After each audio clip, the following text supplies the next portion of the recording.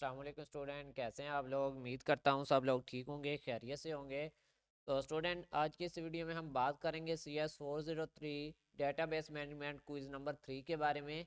ये क्विज़ आपका final term में इंक्लूड होता है और ये फाइनल टर्म के हवाले से बहुत ज़्यादा इंपॉर्टेंट है क्योंकि ये 15 मार्क्स का क्विज़ है और ये 15 मार्क्स में से कुछ नंबर आपके फाइनल टर्म में इंक्लूड होते हैं परसेंटेज के लिहाज से। होप्स हो कि आपको यही एक क्विज़ जो है वो दिया जाए फाइनल टर्म तक, इसके दौरान कोई और क्विज़ आपको ना दिया जाए।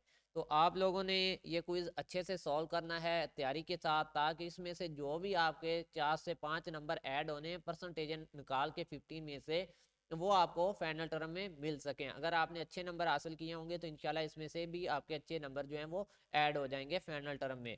तो स्टूडेंट, क्विज स्टार्ट करने से पहले दो बातें आपसे शेयर कर दूं कि एक तो मैं CS के तमाम सब्जेक्ट के क्विज़ की पेड सर्विस भी प्रोवाइड करता हूं। अगर कोई स्टूडेंट पेड बेसिस पे क्विज़ करवाना चाहता है, मसरूफियात की वजह से, जॉब की वजह से अपना क्विज़ नहीं करता, तो वो मुझसे पेड बेसिस पे करवा सकता है। सामने स्क्रीन पे मेरा व्हाट्सएप नंबर है, इस पे रब्ता करके।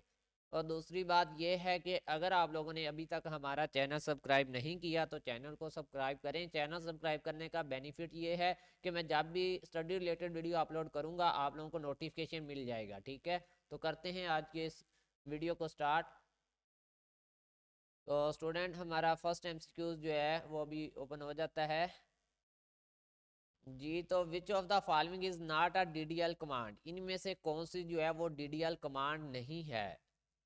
तो स्टूडेंट, ये जो डिलीट है ना, ये आपकी DDL कमांड नहीं है। ठीक है, delete is not a DDL command. Drop, create DB, create table, ये सारी आपकी DDL कमांड है, जबकि ये डिलीट जो है वो आपकी DDL कमांड नहीं है। चलते हैं हमारे अगले MCQs नंबर 2 की तरफ।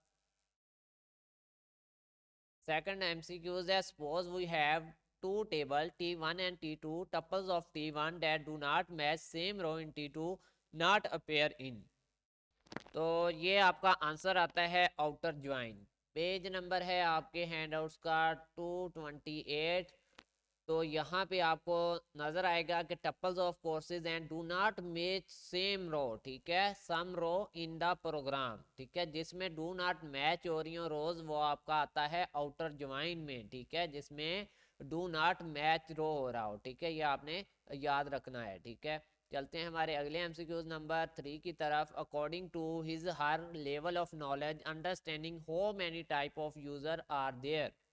तो स्टूडेंट, यहाँ पे आपका आंसर आएगा two. Two is the correct answer. ठीक है, according to his her level of knowledge understanding how many type of user are there, तो आंसर आएगा टू। ठीक है, two is the correct answer. दो तरह के यूजर्स होते हैं। ठीक है, एक्सटर्नल और इंटरनल। आगे है program written to perform different requirement created by the user organization are called.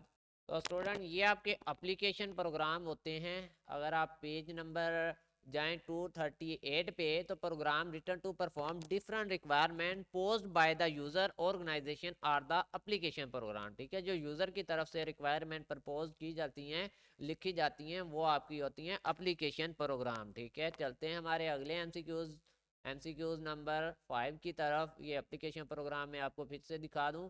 MCQ number 5 है कि the maximum PL/SQL size of data type BLOB in DBMS is. तो स्टूडेंट, जो मैक्सिमम साइज होता है वो 4 GB होता है। आपके हैंडआउट्स में BLOB वर्ड सिर्फ एक दफ़ा यूज़ किया गया है, जिसमें आपको नज़र आएगा 4 GB जो है वो आपका मैक्सिमम साइज है। ठीक है, ये आपका ये देखें, मैक्सिमम PL/SQL साइज जो है वो आपका, अगर आप नीचे जाएं, BLOB का 4 GB है। ठीक है, तो आपका करेक्ट आंसर जो है वो 4 GB है, जो कि आपके हैंडआउट्स में दिया गया है। चलते हैं हमारे अगले MCQs की तरफ। Identify the basic part of select statement. तो स्टूडेंट, ये आपका सेलेक्ट फ्रॉम क्या होता है, पूरा सिंटैक्स होता है सेलेक्ट फ्रॉम। ठीक है, तो सेलेक्ट एंड फ्रॉम दोनों ही इसके बेसिक पार्ट हैं, बुनियादी हिस्से हैं। अगर हम सेलेक्ट करेंगे तब भी हम रोंगे, अगर हम फ्रॉम जस्ट कह देंगे तब भी हम रोंगे, क्योंकि सेलेक्ट एंड फ्रॉम दोनों ही इसका बेसिक बुनियादी हिस्सा हैं सेलेक्ट फ्रॉम स्टेटमेंट का।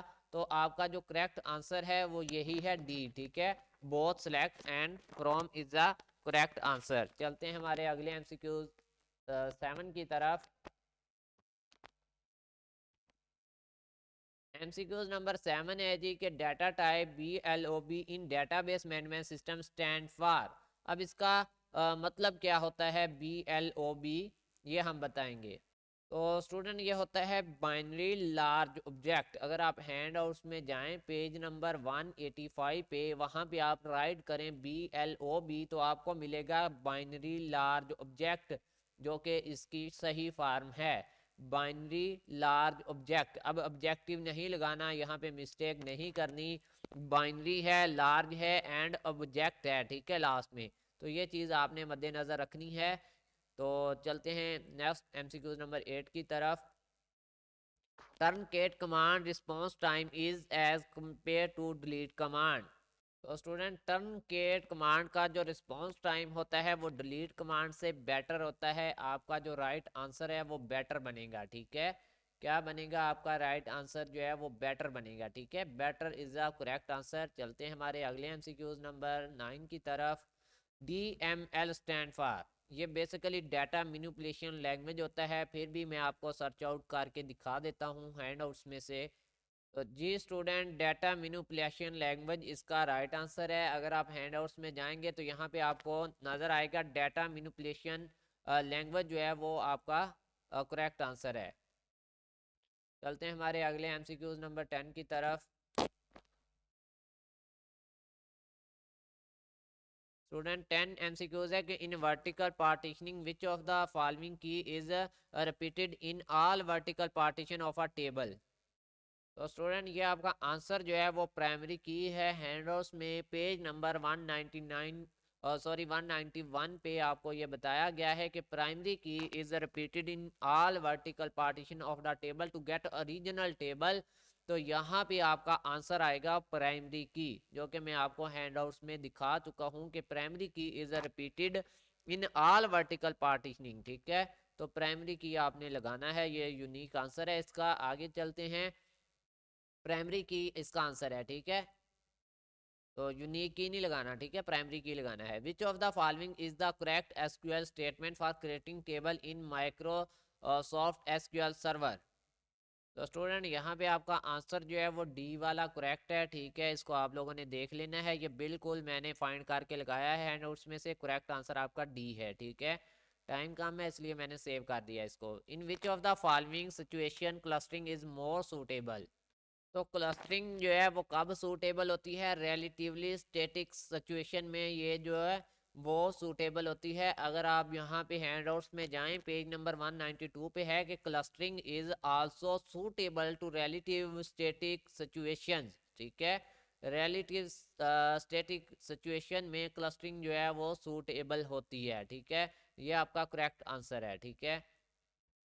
चलते हैं हमारे नेक्स्ट एमसीक्यूज नंबर 13 की तरफ। Given the following relation is not 3NF because student where roll number is PK। तो स्टूडेंट इसका सिंपल आंसर ये है कि it is not in 2NF। देखें 3NF होता है थर्ड नॉर्मलाइजेशन फॉर्म। तो थर्ड नॉर्मलाइजेशन फॉर्म में होने के लिए ज़रूरी है कि टेबल आपका जो है वो सेकंड नॉर्मलाइजेशन फॉर्म में हो। अब वो कह रहा है कि कब आप कंसीडर करेंगे कि आपका टेबल थर्ड नॉर्मलाइजेशन फॉर्म में नहीं है। वो तब तक नहीं होगा जब तक वो सेकंड नॉर्मलाइजेशन फॉर्म में नहीं होगा। तो it is not in second normalization form, so it is also not in third normalization form, ठीक है। तो आंसर आपका ए है जो मैंने लगा दिया है, ठीक है। चलते हैं हमारे अगले एमसीक्यूज पर। एमसीक्यूज नंबर 14 है कि consider a table name EMP having field employee name, employee ID, age, salary. Which of the following is true if the following SQL statement tries to execute? तो स्टूडेंट इसमें जो correct answer है वो आएगा कि the statement display the entire fields from employee in which the employee name is Ali, ठीक है। ये जो है वो अली नेम के जो इम्प्लॉय का मतलब फील्ड होंगी वो सारी स्टेटमेंट इसकी जो है वो फील्ड उसकी शो करवाएगी, ठीक है। The statement display the entire field, तमाम फील्ड जो है वो शो करवाएगी EMP की, जिसमें इम्प्लॉय नेम अली होगा। इम्प्लॉय की एक फील्ड है उसमें अली नेम है, तो उसकी तमाम जो फील्ड हैं अली की वो दिखाई जाएंगी। चलते हैं हमारे अगले एमसीक्यूज, जो कि हमारा फाइनल एमसीक्यूज नंबर 15 है। कि in denormalization form two relation who have dash relationship are merge into one relation.